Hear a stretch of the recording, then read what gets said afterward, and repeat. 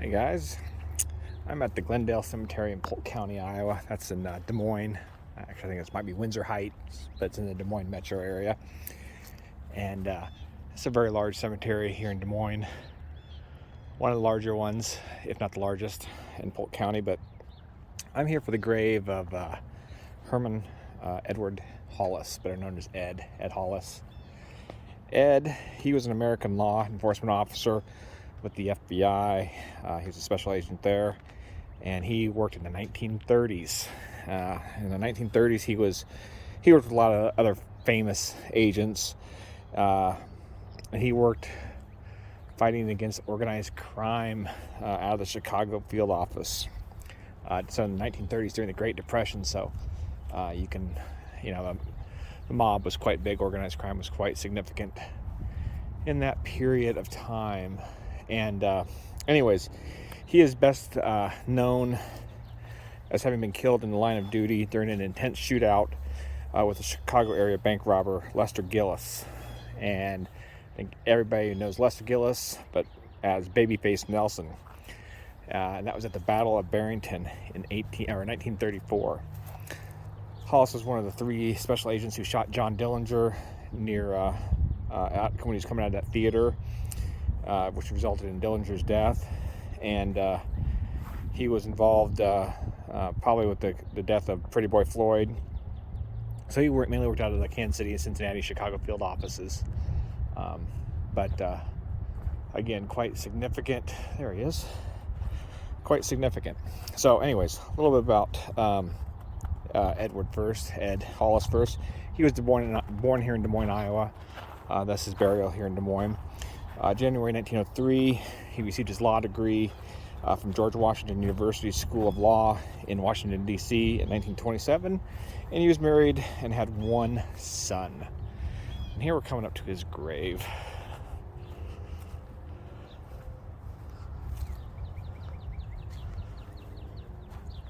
Hollis, in loving memory, Edward H., 1903 until his death, November 27th, 1934. Guinevere, March 1st, 1904 to May 18th, 1968. That would be his wife, together forever. Several other Hollises here. Nora, Byron, Elizabeth. I'm going to assume these are all siblings based on the dates. We'll look a little backside here of the stone, and we can talk a little bit more about Ed Hollis here, Agent Ed Hollis. Simple stone on the back.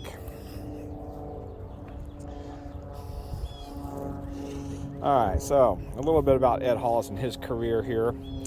Like I said, he began his service with the FBI almost immediately after finishing law school in 1927. During his 27 years with the Bureau, he worked mainly in the Kansas City, Cincinnati, and Chicago field offices, and he was rated as one of the FBI's top investigators. Hollis earned a Sharpshooter's Medal for his work with the Thompson submachine gun. And over the years, Hollis had previously requested to be transferred out to California, Arizona for his wife's health. But it was always denied, or never quite got that transfer. So anyways, like I said, he was quite the investigator, but he was known for the John Dillinger shooting. On 1934, Hollis with several other agents participated in a gun battle with the bank robber and gangster John Dillinger outside the Biograph Theater in Chicago, Illinois.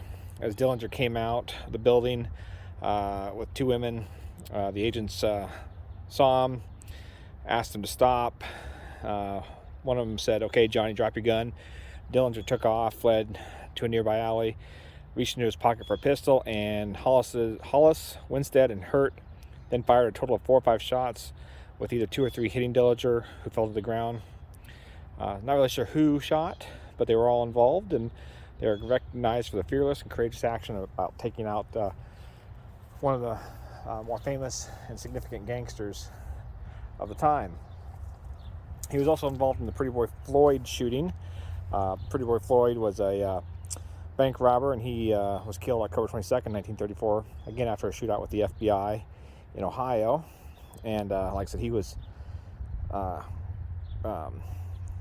another significant capture or death. he was involved, but his official record doesn't indicate that he was involved in it. But again, he was involved in that one. And now to the Battle of Barrington and Special Agent Hollis's death. In 1934, the FBI put Inspector Crowley of the FBI Chicago's office in charge of the search for Babyface Nelson.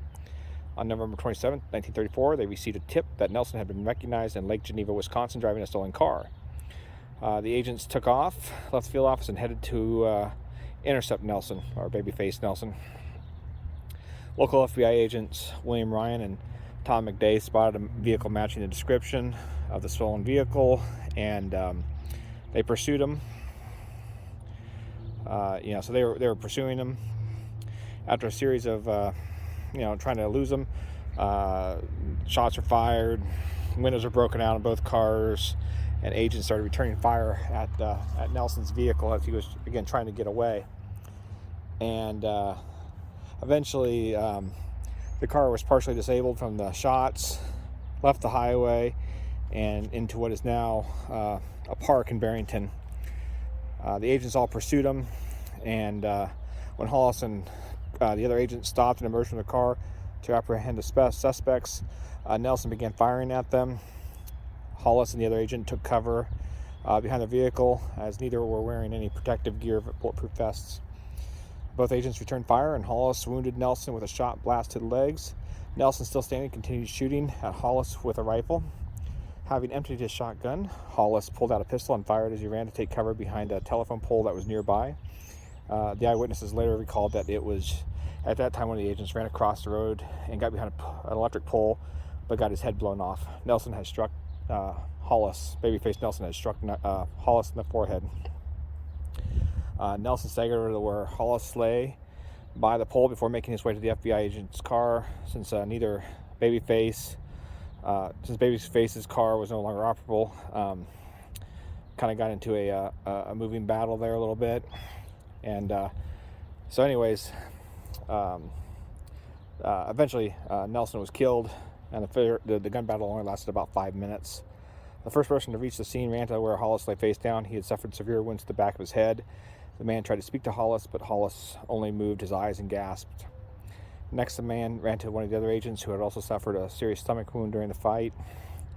That agent instructed the man to go look after Hollis first. They flagged down a car. Hollis was thrown inside and directed to the Barrington General Hospital, but Hollis died before reaching the hospital, which was only a short distance away. A witness then found Hollis's rosary in his pocket and called a priest. The other agent died a few hours the next morning at the hospital as surgery was unsuccessful. Nelson was critically injured in the shootout, Babyface Nelson, and he died at approximately 8 p.m. that evening. Hollis was survived by his wife and young son, Edward. Edward is not... If Edward's buried in this cemetery, if he's still alive, don't know, but he's not buried here in this plot. But he was survived by his wife, Genevieve, his young son, Edward. They found out about his death when they arrived at the Chicago field office that day to surprise Hollis to go to Christmas shopping. And here he's lied here at the Glendale Cemetery here in Des Moines. So quite a story. He was honored in the FBI's Hall of Fame. And I think that's reserved for agents killed in the line of duty. But he, like I said, he served his country and bringing a lot of bad guys in the 1930s to justice, and unfortunately lost his life serving in that position, serving the country. So there you go, the grave of Edward Hollis, Special Agent Hollis, who was killed by Babyface Nelson, the famous gangster from the 1930s. All right, guys, thanks for checking out the video. Hope you like and subscribe. And again, rest in peace to Ed Hollis.